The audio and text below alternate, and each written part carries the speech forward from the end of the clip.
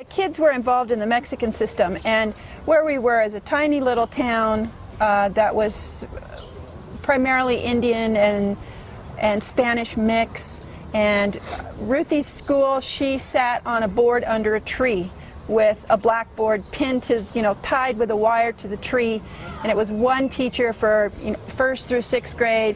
The kids are often from migrant families, and so they may be there half the year, they may not. And the teacher was amazing. He did his best to teach those kids, but the quality of the education was pretty low because of the circumstances. So I would come and support him. I'd teach him a little English and give him a little bit of a break because I wanted Ruthie to experience what it was like in that school. But academically, it really wasn't going to do much for her. So she would get up, we would get up at 6 in the morning, have homeschool until about 9:30 or 10, and then she'd go and finish the day in the Mexican system. And we did that for 3 years.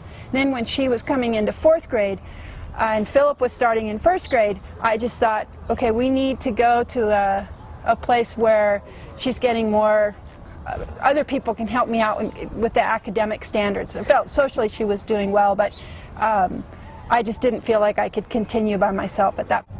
Well, at the time, we considered our options. We really didn't feel that any of the Mexican schools in our tiny little town would have anyway prepared the kids for an American college, and we expected them to go to Canadian or American college.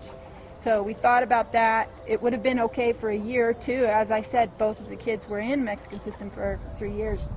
But so we knew that that wasn't an option. So the question was, do we stay in the country close enough to keep in contact, or do we leave? So there's a good possibility we would just have left.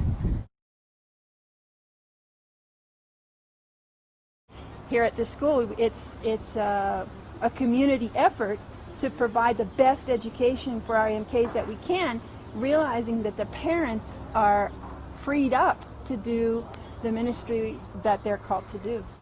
I think teachers play a role in the Great Commission because missionary work is team effort.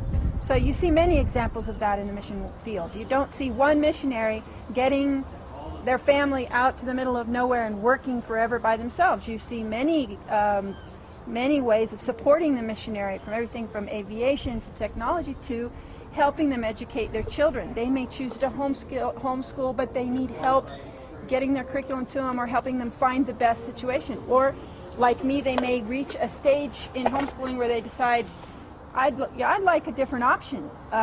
So there's many reasons why a family would decide, I need a different way of educating my children. Where I am, the education is just not enough for my kids.